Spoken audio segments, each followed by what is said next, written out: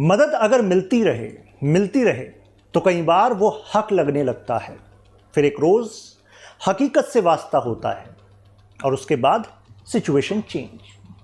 तो क्या यूरोप के लिए ये हकीकत से वास्ता वाला मोमेंट है कि Trump is here and Trump is not going to repeat the kind of commitments which US was doing in Europe?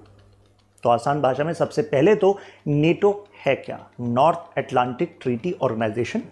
Atlantic के दोनों ओर इस तरफ से 2 देश यानी कि यूएसए और कनाडा और बाकी 30 देश इस तरफ से, कुल मिलाकर 32 देश। इनका एक कलेक्टिव डिफेंस मैकेनिज्म, कहने का मतलब है कि आपके हथियार और हमारे हथियार मिलकर एक ही तो हैं। अगर आप पर किसी ने हमला किया तो ये हम सब देश यानी कि 32 nations are going to standing together. लेकिन नेटो का होगा क्या? अगर नेटो से बैकफुट पर यूएस से चला जाएगा तो यूरोप की सिक्योरिटी का क्या होगा? क्या इसका कुछ इंपैक्ट एशिया की इकोनॉमी पर भी पड़ेगा क्या? क्योंकि अगर यूरोप में हुई गड़बड़ तो भाई साहब, जो मैन्युफैक्चरिंग यहाँ पर करके आप यूरोप में एक्सपोर्ट करते हो, तो क्या यूरोप में एक्सपोर्ट कर पाओगे उतना? अरे जहाँ पर वॉर जैसी सिचुएशन हो जाए, इकोनॉमिक टर्मोइल साथ साथ आएगा, तो कौन सा वो आपके इतने गुड्स एंड सर्विसेज खरीदेंगे? तो यानी कि ट्रंप का नेटो को लेकर जो फैसला है वो दुनिया को प्रभावित करने वाला फैसला है।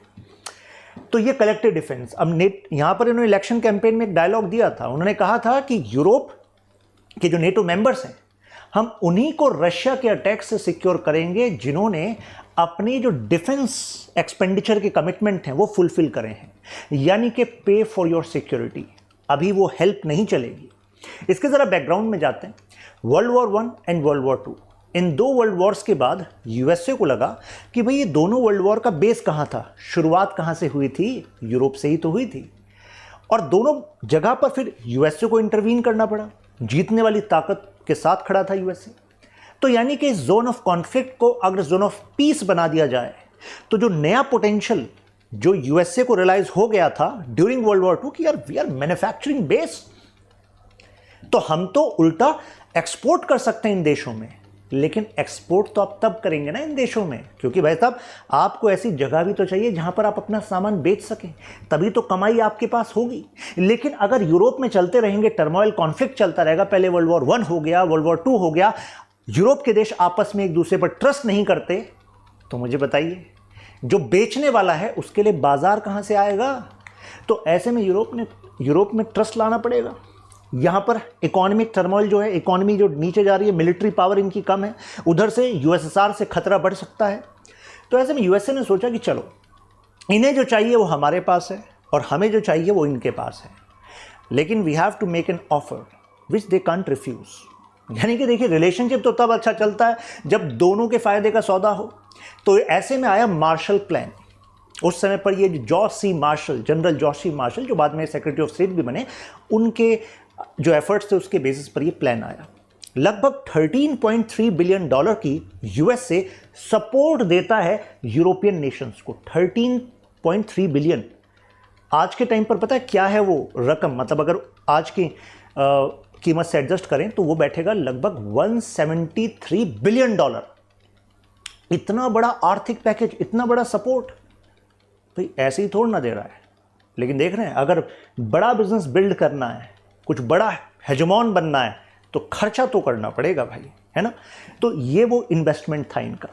इसमें जो आज आप बड़ी ताकतें जिनको मानते थे यूरोप की इस समय पर भी, मतलब वर्ल्ड वॉर 2 से पहले, जैसे कि ब्रिटेन, फ्रांस, जर्मनी, इन सब ने मदद ली, क्योंकि जो पोस्ट वर्ल्ड वॉर 2 पीरियड था। प्लस जॉर्ज कीनन जो कि यूएसए के एक डिप्लोमेट थे मॉस्को में, उनका एक लेटर पहुंचा यूएसए के प्रेसिडेंट के पास। उस समय प्रेसिडेंट थे ट्रूमैन, और उनसे कहा कि यूएसएसआर यहीं थमेगा नहीं, ये अपने आप को एक्सपेंड करेगा।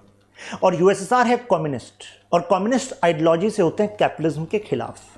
तो यानी कि यूएसएसआर की स्ट्रेटजी है कि इन कैपिटलिस्ट नेशंस में धीरे धीरे कम्युनिस्ट पार्टीज को डेवलप करो और वहाँ की जो सरकार है, कैपिटलिज्म, प्राइवेट प्रॉपर्टी, इन सब को खत्म करो। तो एक ऐसा सिस्टम ये डेवलप करेंगे जिससे कि दुनिया पर हेजमनी होगी यूएसएसआर की, कम्युनिज्म की।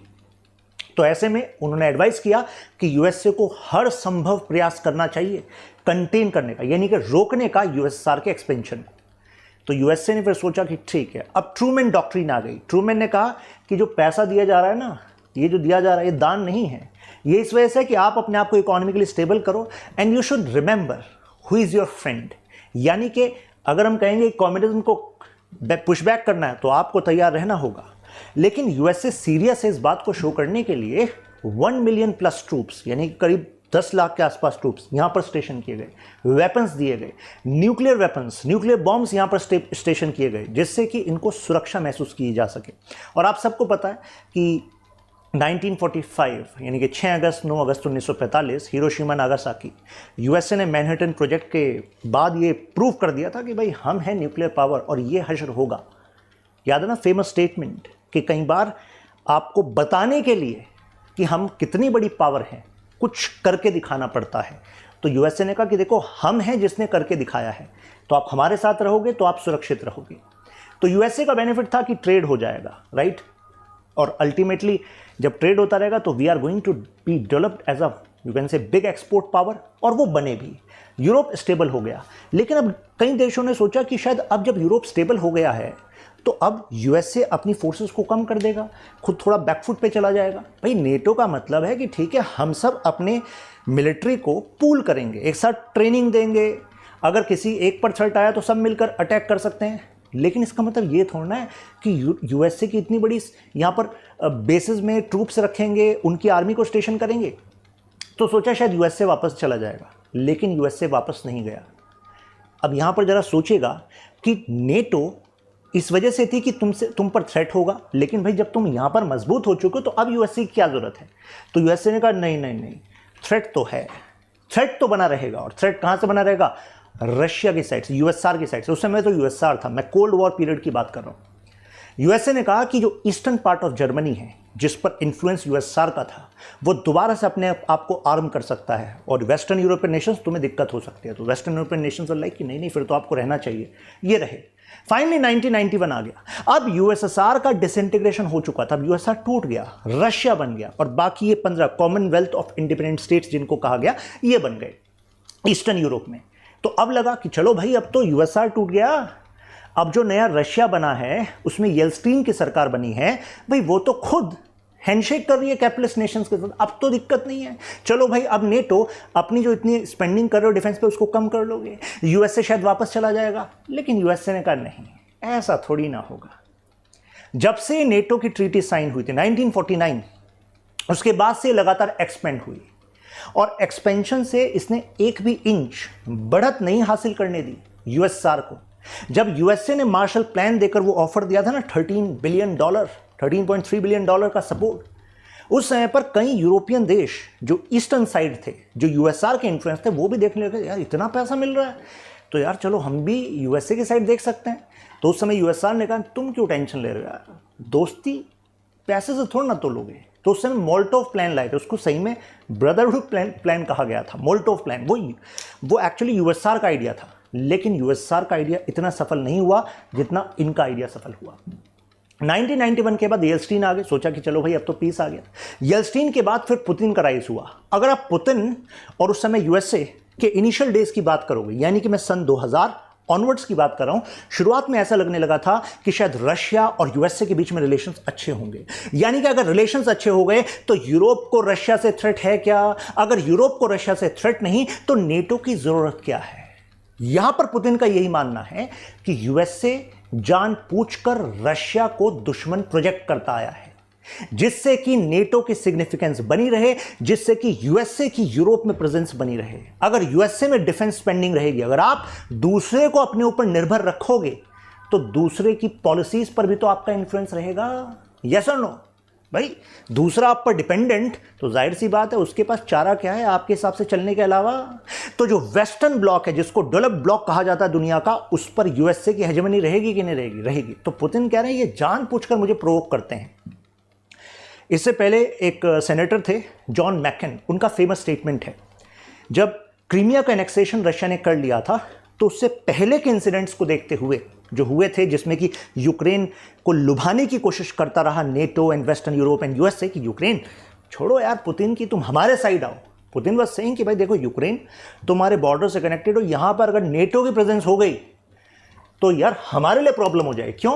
रशिया के मेजर इकोनॉमिक सेंटर्स कहाँ हैं? यही हैं, मॉस्को, सेंट पीटर्सबर्ग, और यहां पर अगर यूक्रेन है और यहीं पर अगर नेटो आ गया तो भाई सीधे बॉर्डर पर नेटो की फोर्सेस आ गई, वो नहीं हम सहेंगे। जॉन मैकेन ने एक बात कही थी कि पुतिन को अगर आप उसकी वीकनेस शो करोगे तो समझ लेना कि तुम प्रोवोक कर रहे हो। और यहां पर लगने लगा कि Putin is like if someone hates you for no reason then give that person a reason. तो उसके बाद पुतिन का एक्सपेंशन, क्रीमिया का एक्सपेंशन, फिर फाइनली यूक्रेन के इन्वेजन से पहले भी पुतिन ने कहा कि भाई देखो मुझे प्रोवोक मत करो, मेरी सिक्योरिटी का मसला है, ये कह दो कि तुम नेटो का पार्ट नहीं बनोगे, ये कह दो कि तुम यूरोपियन यूनियन का पार्ट नहीं बनोगे। यूक्रेन वाज लाइक हम क्यों कहते हैं भाई, हम तो बनेंगे तो भाई फिर एक्सपेंशन होगा। तो जो जॉन मैकेन, सेनेटर जॉन मैकेन, अब तो नहीं रहे, लेट सेनेटर जॉन मैकेन, वो जो कह रहे थे तो एक्जैक्टली मतलब रशिया ऐसे ही बिहेव करता है, ऐसे ही एक्ट करता है। अब what has been NATO's purpose since then, अब उसके बाद से नेटो कर क्या रहा है? रशिया को चलो भाई प्रोजेक्ट करते रहे, एक थ्रेट है। नेटो लगातार एक्सपेंड कर रहा है और यहां पर यूएसए का कहना है we have to safeguard some values. आप कहेंगे भाई देश बचाना सुना है हमने, वैल्यूज को क्या प्रोटेक्ट करना? Values of liberty, democracy, human rights. इनका कहना है कि देखो ये जो डेमोक्रेसी, ह्यूमन राइट्स है ना, इसको हम फॉलो करने वाले लोग हैं, जबकि north Korea, China, Russia, Iran, ये सब देश इन वैल्यूज के खिलाफ हैं। और ये अगर अपनी वैल्यूज को बढ़ाते रहे, ऑथोरिटेरियनिज्म, ह्यूमन राइट्स का वायलेशन, तो एक तरीके से यहां पर भी ऐसी सरकारें बना देंगे जिससे इंसानों को खतरा होगा, ह्यूमंस को खतरा, मतलब ह्यूमन राइट्स कर्ब हो जाएंगे, आपका जो freedom of speech and expression है वो खत्म हो जाएगा। नेटो बन जाए, मतलब ये कह रहे हैं कि नेटो रहा तो सिक्योर हो, अगर नेटो चला गया तो नॉर्थ कोरिया बन जाएगा यूरोप, रशिया बन जाएगा, ऑटोक्रेटिक रूल चलेगा, यहां पर शी जिनपिंग जैसे चाइना को चलाते हैं वैसे चलेगा यूरोप। तो मुझे बताओ अगर ये डर यूएस से दिखाएगा तो यूरोप की जनता आराम से कहेगी कि नहीं रहेगी, यार तुम टैक्स बढ़ा लो लेकिन हमारे ऊपर ऐसी सरकारें मत आने दो। तो USA and NATO was like कि हाँ बस यही तो हम चाहते हैं, देखो हम कितने बड़ा काम कर रहे हैं, हम इन वैल्यूज को प्रोटेक्ट करने के लिए नेटो को स्ट्रेंथन करना चाहते हैं। साथ में नेटो केवल इस एरिया, ये 32 देश तक नहीं है, यहां तो ठीक है हमारा एक कमिटमेंट है आपस में कि एक पर खतरा तो बाकी सब तैयार, लेकिन नेटो इसके अलावा भी अदर ऑर्गेनाइजेशंस के साथ कोलैबोरेशन करेगा, अदर देशों के साथ कोलैबोरेशन करेगा, जिससे नेटो के इन्फ्लुएंस वाले एरिया के बाहर से जो थ्रेट हैं नेटो नेशंस पर, हम उसके साथ भी निपटें। हालांकि यूरोपियन यूनियन का एक व्हाइट पेपर आया था, व्हाइट पेपर मतलब ड्राफ्ट पेपर, तो उन्होंने कहा कि भाई हमने नेटो से पूछा कि ये बताइए कि all possible kind of threats which Europe is vulnerable, are you having capability to handle that? तो नेटो के हेड ने कहा कि भाई नो, यानी कि अभी दुनिया में bio terror threat, cyber attacks, अब हाइब्रिड वॉरफेयर का जमाना है, तो कुछ ऐसे थ्रेट्स भी हैं जिसको लेकर नेटो फोर्सेस को भी कितना समय लग जाएगा टू आइडेंटिफाई कि भाई साहब ये जो थ्रेट, ये जो अटैक हम पर हुआ इसका सोर्स कहां था। तो इतना पैसा लगाकर, इतने ट्रूप्स, न्यूक्लियर बॉम्ब, आपने फाइटर जेट्स लगा दिए, लेकिन इससे पता लग रहा है कि आज की दुनिया में सुरक्षा के मायने बदल रहे हैं, थ्रेट के मायने बदल रहे हैं। अब थ्रेट का मतलब कोई किसी देश की मिलिट्री आप पर अटैक नहीं करेगी, कोई कहीं से वायरस को बना देगा, कोई साइबर अटैक करके आपकी बैंकिंग सिस्टम पर अटैक कर सकता है, स्टॉक मार्केट पर अटैक कर सकता है। तो अब अटैक के कई सारे तरीके हैं। आपकी कंपनीज पे जैसे रैंसमवेयर फॉर एग्जांपल, उनके डेटा को ले सकता है, आपकी नेशनल सिक्योरिटी के डेटा को ले सकता है। तो इन थ्रेट्स पर हमें काम करने की जरूरत है। तो यानी कि नेटो को भी बदलाव लाना पड़ेगा। पार्टनरशिप कर रही है यूक्रेन, अब जैसे ही रशिया ने यूक्रेन पर एनेक्स किया तो यूएसए को मौका मिल गया। देखो मैं तो कह ही रहा था कि अभी यूक्रेन की बारी है, उसके बाद तुम्हारी भी बारी हो सकती है। अगर पुतिन यहां पर सक्सेसफुल हो गए तो पुतिन रुकेंगे नहीं, पुतिन एक्सपेंड करेंगे। This is the threat perception that he is talking about. अब 1990s के बाद से ऐसा क्या हुआ जिसका हवाला बार बार ट्रंप देते हैं, मतलब ट्रंप इस बेस पे कहते हैं कि देखो अब चीजें बदलनी पड़ेंगी। क्यों? 1990s के बाद यूरोपियन देशों ने अपना जो टोटल ट्रूप कमिटमेंट है नेटो में, उसको घटाना स्टार्ट कर दिया, अपने डिफेंस एक्सपेंडिचर को घटाना स्टार्ट कर दिया और उन पैसों का इस्तेमाल सोशल वेलफेयर पे करना स्टार्ट कर दिया। तो आप कहेंगे भाई इसमें गलत क्या किया? बिल्कुल सही किया भाई, हथियारों में पैसा बढ़ाए जा रहे हो, इससे अच्छा है एजुकेशन, हेल्थ केयर पे खर्च करोगे तो टैक्स पेयर का ज्यादा फायदा होगा। अब उन्होंने करा तो सही, लेकिन यूएसए का कहना है भाई हम तो अपना कमिटमेंट 3.3% से ज्यादा कर रहे हैं जीडीपी का, तुम 2% से भी नीचे जीडीपी का जा रहे हो डिफेंस एक्सपेंडिचर में, तो ये कब तक चलेगा? यानी कि रिश्तों में अगर जिम्मेदारियां बराबर रहें या जो आपका एक पहले से एडजस्टमेंट हो चुका है वैसे रहें तो चलते रहते हैं, लेकिन रिश्तों में अगर जिम्मेदारी एक ज्यादा ले रहा है और बाकी अपनी जिम्मेदारियों को कम कर रहे हैं तो रिश्तों में गड़बड़ी आएगी। तो कुछ ऐसा ही यहां पे होने लगा। हालांकि ये एक नया डेटा बताता है जो लेटेस्ट है कि एज ऑफ नाउ 2024 23 कंट्रीज मतलब 23 countries out of 32 they have actually reached that 2% of GDP defence expenditure. लेकिन बता दूं जब 2014 में जब क्रीमिया का एनेक्सेशन हुआ था तब केवल 3 देश ऐसे थे नेटो के जो 2% का कमिटमेंट रख रहे थे। तो यानी कि कमिटमेंट तो बढ़ रहा है। तो यानी कि अगर यूएसए ने सिग्नल दिया कि भाई साहब अपना डिफेंस एक्सपेंडिचर बढ़ा लो शांति से, मैं बैकफुट पर आया तो बचाने नहीं आ पाएगा आपको कोई। एक साथ आप मिल भी गए तो भी आप रशिया को काउंटर नहीं कर पाएंगे। तो अब सवाल मन में आता है कि भाई ट्रंप आ गए, बार बार सिग्नल उन्होंने दिया कि भाई जो पैसा अपना खर्च करेगा टारगेट अचीव करेगा उसको ही हम रशिया से बचाएंगे, नहीं तो बचाएंगे नहीं। तो क्या वो वाकई नेटो से बाहर जा सकते हैं? अब देखिए 2023 में इन यूएस कांग्रेस में इन्होंने एक बिल पास कर दिया, कहा कि बिना कांग्रेस की मर्जी के एक्चुअली कोई यूएस प्रेसिडेंट नेटो से बाहर करने का फैसला नहीं ले सकता। हम 2024 में अभी कितने लोगों को लग रहा है कि यार ये मतलब क्या बाइडेन को हैरिस को कमला हैरिस को क्या इनको लग ही रहा था कि ये इनके जाने के बाद ट्रंप आने वाले हैं? क्योंकि भाई ट्रंप का तो ये स्टैंड था शुरू से, वो तो पिछले वाले टर्म में भी 16 से 20 में भी यही बातें कर रहे थे। तो इन्होंने कह दिया कि भाई प्रेसिडेंट से पावर ही ले लेते हैं। प्रेसिडेंट के पास फैसला करने की पावर ही नहीं है कि नेटो से तो यूएसए को आप बाहर कर दोगे, राइट? तो आप कहेंगे फिर यार ये बातें क्यों कर रहे हैं? तो ट्रंप इज लाइक कि भाई मेरे पास हैं और एक्सपर्ट्स। अब आप चलो इनके कांग्रेस के सम्मति के बिना बाहर नहीं आ सकते, लेकिन मैं और तो कुछ कर सकता हूं। जैसे आउट नहीं हो सकता लेकिन यूएस प्रेसिडेंट पॉलिसी बना सकता है, नेटो में पॉलिसी सर्कुलेट कर सकता है, कुछ देशों को साथ ला सकता है कि देखो भाई अगर 2% से कम जिसकी भी है स्पेंडिंग वो अपनी सुरक्षा का खुद जिम्मेदार है, मतलब यूएस की गारंटी उस पर लागू नहीं होगी। तो एक तरीके से एक तो ये वाला तरीका यूज कर सकते हैं।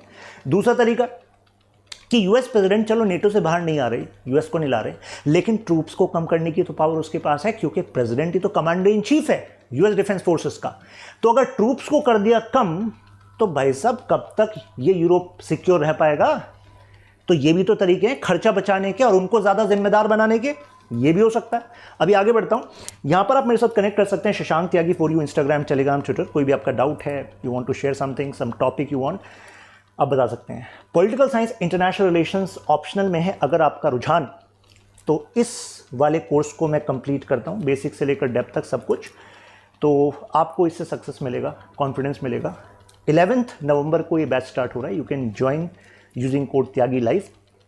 स्टडी IQ के किसी भी कोर्स पर P2I स्टडी IQ का foundation plus success in prelims plus MRP plus interview guidance programme. Generally coaching में कोर्स कंप्लीट कराया जाता है, लेकिन स्टडी IQ प्रीलिम्स से लेकर इंटरव्यू तक जो भी दिक्कतें रहती हैं, जिसमें स्टूडेंट अलग से टाइम खर्च करता है, मटेरियल अलग से लेता है, यहाँ पर 18+ बुक्स आपके पास पहले भेज दी जाती हैं। फिर पर्सनल मेंटरशिप, टेस्ट सीरीज, सब कुछ इसमें है। कुल मिलाकर अगर आप सोच रहे हो UPSC civil service exam crack करके IAS, IPS, IRS जैसे सपने को पूरा करना है, तो GS के लिए ये बैच इंडिया में बेस्ट है।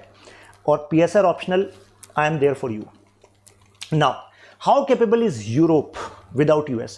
ऑन पेपर अगर बात करें, जैसे कि इकोनॉमी का साइज, मिलिट्री ट्रूप्स कैपेबिलिटीज, तो ये कैलकुलेट करके बताते हैं कि देखो US एंड यूरोप ना मिलकर नेटो रशिया से ऊपर है। ये ऑन पेपर ऐसा बताते हैं, लेकिन भाई साहब ऑन पेपर सब चीज़ें नहीं होती। जैसे जॉन मैकेन का मैंने स्टेटमेंट आपको बताया था कि रशिया को अगर आप प्रोवोक करेंगे तो रशिया के सपोर्ट में भी तो और लोग हैं। रशिया का खुद का जो डिफेंस मैन्युफैक्चरिंग है, प्लस एनर्जी जो वो एक्सपोर्ट करता है, उसके अलावा ये भी है। प्लस अगर US बाहर आ गया तो भाई साहब यूरोप कैसे बचेगा? एग्जाम्पल देता हूं, यूरोप में इस समय पर जो टोटल ट्रूप्स हैं नेटो के, उसमें US के जो ट्रूप्स हैं अकेले एक देश के, वो पूरे यूरोपियन देशों के ट्रूप से ज्यादा हैं। क्या गजब फैक्ट है। न्यूक्लियर वेपन्स अब चाहे फ्रांस के पास हो, ब्रिटेन के पास हो, लेकिन एक्चुअल में ग्लू की तरह जो सुरक्षा दे रहा है यूरोप को, वो एक्चुअली US के न्यूक्लियर वेपन्स हैं। तो यानी कि अभी भी डिपेंडेंस है। विदाउट यूएस अगर एक डेटा शेयर करूं आपके पास तो करीब 1.9 मिलियन सोल्जर्स हैं यूरोपियन यूनियन के इन देशों के पास जो नेटो का पार्ट है। लेकिन इसमें से फाइट रेडी कितने हैं? तो कहा जा रहा है करीब 300,000। और यूरोप के नेटो देश अभी स्ट्रगल कर रहे हैं टू हैविंग न्यू रिक्रूट्स, मतलब नए जो रिक्रूट्स ये हायर करना चाहते हैं वो रिक्रूट्स इनके देश में नहीं मिल पा रहे हैं इतने। और भाई हमें तो फाइट रेडी चाहिए ना। नेटो नॉट यूनाइटेड, ऐसा लग रहा है जैसे हंगरी, स्लोवाकिया, उन्होंने तो बोल दिया कि भाई अगर आप रशिया के खिलाफ इस टाइम पर जाएंगे फुल फ्लेज वॉर में तो हम साथ नहीं आएंगे। तो भाई जब नेटो ही डिवाइडेड है तो क्या होगा? तो ऐसा लग रहा है कि नेटो फिर कोएलिशन ऑफ विलिंग करेगा। कोएलिशन ऑफ विलिंग का मतलब है कि भाई नेटो में से कौन कौन देश तैयार है रशिया के खिलाफ फुल फ्लेज जाने में, एक ये ऐसा कोएलिशन फ्यूचर में बना सकते हैं। अब कोएलिशन में सबसे ज्यादा विलिंग कौन होगा? भाई सब लड़ने के लिए विलिंग वही होता है जिस पर सबसे बड़ा खतरा होता है। सबसे बड़ा खतरा किस पर होगा? जिसके साथ बॉर्डर कनेक्टेड है रशिया के। इनका क्या होगा? फिनलैंड का।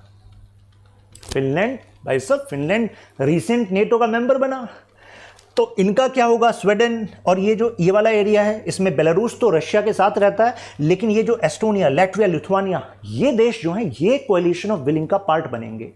क्योंकि पुतिन इज लाइक कि तुम तो कभी हमारा पार्ट थे, अलग हो गए थे, साथ मिला लेंगे। तो कुछ ऐसा पर्सपेक्टिव हो सकता है यहाँ पर। नाउ यूरोपियन ऑटोनॉमी बढ़ सकती है अगर यूएसए बैकफुट पर जाए, क्योंकि लॉन्ग टर्म में तो यूरोप को अपनी आर्मी, अपना डिफेंस खुद देखना पड़ेगा। तो इट कैन बी कहीं से तो स्टार्ट होगा ही होगा। अब न्यू बेस जैसे बना रहे हैं, जैसे रोमानिया में एक नया बेस बन रहा है इनका नेटो का, ये शो कर रहा है कि जो सेंटर ऑफ सिक्योरिटी है वो शिफ्ट हो रहा है जर्मनी से रोमानिया की तरफ। रोमानिया की तरफ शिफ्ट होने का मतलब है इसके आसपास हैं ये देश जो कोएलिशन ऑफ विलिंग का पार्ट बन सकते हैं कि भाई हम तो हमेशा तैयार रहेंगे रशिया के खिलाफ, क्योंकि सबसे बड़ा खतरा ही हम पर है। प्लस ये देखिए, इसको हम कहते हैं लुब्लिन ट्रायंगल। ये ध्यान रखिएगा, एक फैक्चुअल क्वेश्चन आपके प्रीलिम्स में भी बन सकता है। लुब्लिन ट्रायंगल में कौन आता है? लिथुआनिया, पोलैंड और यूक्रेन। ये कर क्या रहे हैं? ऑलरेडी कई वेस्टर्न यूरोपियन नेशंस यूक्रेन की जो सोवियत टाइम की डिफेंस मैन्युफैक्चरिंग प्रोनेस है उसका भी इस्तेमाल करना चाहते हैं। तो यहां पर ये डिफेंस मैन्युफैक्चरिंग में भी इन्वेस्ट कर रहे हैं। प्लस पोलैंड से कह रहे हैं यार तुम इनसे हथियार भी खरीदो। ये यूक्रेन के एनेक्सेशन से पहले ही चल रहा, मतलब यूक्रेन इन्वेशन से पहले से ही चल रहा था। प्लस वो चाहते हैं कि इसको हम कंटिन्यू रखेंगे जिससे कि इस वाले कॉम्प्लेक्स को हम डिफेंस में स्ट्रांग कर देंगे। अगर ये डिफेंस में स्ट्रांग हो गया तो सोचिए, ये रहा रशिया, ये रहा बेलारूस, तो एक तरीके से ये बफर की तरह काम करेगा कि नहीं करेगा? ये एक वॉल की तरह काम करेगा। इसको कह रहे हैं Lublin triangle. Hence currently NATO is the best solution. कैसे?